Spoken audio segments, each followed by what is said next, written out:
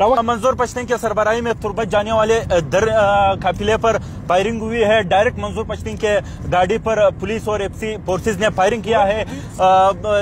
जानी नुकसानात का खदशा है। इस वक्त चमन शहर में ही मंजूर पश्तीन मौजूद है। वो आज तुर्बत धरने में शिरकत के लिए जा रहे थे। उसके गाड़ी पर डायरेक्ट फायरिंग हुई है और उसके गाड़ी के अंदर किसी भी जानी नुकसान का खदशा जाहिर किया जा सकता है। इस वक्त चमन शहर में मुकम्मल तौर पर एफसी और पुलिस निकल आए हैं और मंजूर पश्तीन को तुर्बत जाने से रोक रहे हैं।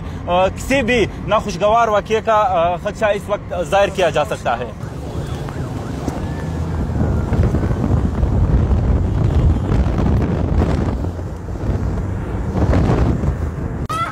आप देख रहे हैं इस वक्त चमन के शहर में मुकम्मल तौर पर आवाम निकले हैं रोडों पर।